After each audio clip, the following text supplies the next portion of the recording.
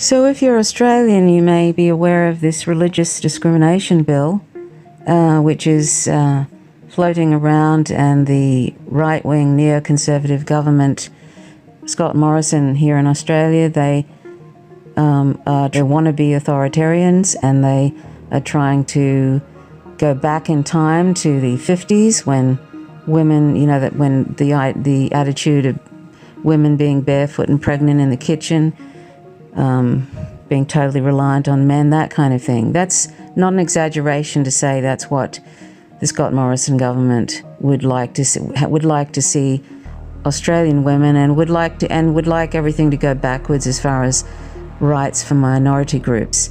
And this religious discrimination bill will assist in that. So I want to share what this religious discrimination bill entails. The government's explanatory memo outlines how the bill's far-reaching effects will change public life dramatically in medical services, schools, offices and hospitals. This is an article in The Guardian by Paul Karp. So the second draft religious discrimination bill will have wide range effects on many areas of public life, including access to medical services, schooling, employment, social media, aged care, hospitals, and even some commercial services. As well as an explainer about the bill's provisions, and you can look at that link in this article. We have collected examples from the government's explanatory memorandum, EM, and stakeholders about what people would be allowed to say or do if the bill passes. Statements of religious belief.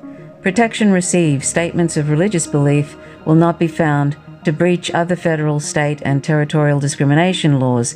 Examples: a Christian may say that unrepentant sinners will go to hell, an example cited in the EM, which mirrors the facts of Israel Folau's case. A doctor may tell a transgender patient of their religious belief that God made men and women in his image and that gender is therefore binary. A single mother who, when dropping her child off at daycare, may be told by a worker that she is sinful for denying her child a father. Public Interest Advocacy Centre. A woman may be told by a manager that women should submit to their husbands, or that women should not be employed outside the home. A student with disability may be told by a teacher their disability is a trial imposed by God. A person of minority faith may be told by a retail assistant from another religion that they are, quote, heathen destined for eternal damnation, end quote. Caveats. Statement must be made in good faith, not be malicious or harass, vilify or incite hatred against a person or group, not advocate for the commission of a serious criminal offence. Religious activity. Protection received. Discrimination against a person on the basis of religious activity is unlawful. Example: public evangelizing, street preaching, even where this is in contravention of council bylaws. Medical services. Provision received. Unless it is against the law to refuse treatment, health practitioners are allowed to conscientiously object to providing a health service, and no professional rules can override that right. Examples: a Catholic doctor refusing to provide contraception to all patients or to prescribe hormone treatment for gender transition. Equality Australia Just Equal LGBTI Health Alliance. A Catholic nurse who refused to participate in abortion procedures or to provide the morning after pill to a woman admitted to hospital after a sexual assault. A pharmacist refusing to provide the pill to women for contraceptive use or hormone treatment. A doctor could refuse to prescribe post-exposure prophylaxis within the required 72-hour window to a patient whose condom broke during a sexual encounter on the basis of religious beliefs that forbid sexual activity outside of marriage. A psychiatrist could say to a woman with depression that, quote, she should be looking forward to the kingdom of heaven, end quote. Under the proposed laws,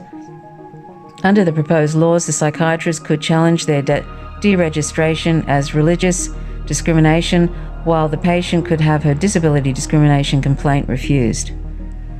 A law passed by a state parliament that banned the promotion of programs that seek to, quote, convert, end quote, LGBTIQ people could be overridden by the Federal Attorney General as an infringement on, quote, statements of belief, end quote. Employment. Although the primary aim of the bill is to prohibit religious discrimination, there are a range of exemptions that will allow religious discrimination to continue. Religious hospitals, aged care providers, or accommodation providers such as retirement villages may discriminate against their staff on the basis of religion, both in terms of hiring and to set codes of conduct requiring them to act in accordance with that faith. A religiously affiliated business may require senior leaders to hold or engage in a particular religious belief or activity where there is an inherent requirement of those positions. An Anglican public benevolent institution could require its employees, including volunteer workers, to uphold and act consistently with Anglican doctrines and teachings at work. Domestic duties, a person hiring a live-in nanny or in-home carer services may require that they be of the same religious belief or activity as the person. An employer can ask a prospective employee whether they observe any holy days during which they can't work to determine if they can fulfill the inherent requirements of the work. Social media. An office worker could declare on social media that a fellow employee is in a wheelchair because they are sinful and urge them to attend a faith healer. The workplace inclusion policy would be overridden as such a, quote, statement of belief, end quote, and any action taken against the offender could be appealed to the Human Rights Commission as, quote, religious discrimination, end quote. Schooling. A Jewish school may require that its staff and students be Jewish and accordingly refuse to hire or admit someone because they are not Jewish. A student attends the same religious school through their primary and secondary education. At 16, they lose faith in the religion of the school and tell a teacher that they are now agnostic. The school would be able to expel, suspend, or otherwise punish, for example, give detention to the student. Accommodation camps and conference sites. Rule. Religious camps and conference sites may discriminate against another person on the ground of religious belief or activity in the provision of accommodation. This is an exemption lobbied for by the Sydney Anglican Church with reference to this example. Anglican Youth Work should be able to reject an application for the First Church of Satan to hold a black mass at one of its campsites. There is also an exemption for the provision of accommodation so that a homeowner seeking a tenant for their spare room may require that the tenant be of the same religious belief or activity as the homeowner. So anyway, that's there's a number of articles that are related to that. So that's what this religious discrimination bill entails, and it's kind of a horror story and takes us decades back. It's really sad. Australia becomes more and more unrecognisable to me, and with this recent defeat of Jeremy Corbyn, which I saw as a referendum on the NHS and National Health Scheme, and a referendum also on whether Julian Assange gets to live or die, basically, really. Also, it's a referendum on whether they want neoliberalism to continue and imperialism, US imperialism, to dominate the landscape. All of that, that's what that election was in the UK.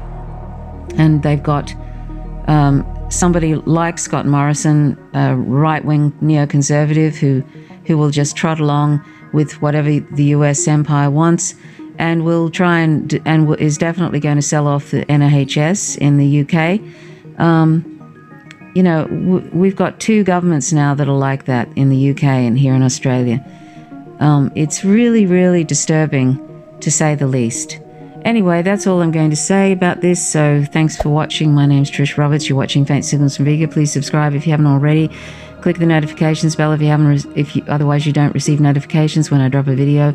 And click the like button if you like the content. So thanks for watching. Till next time. Bye for now.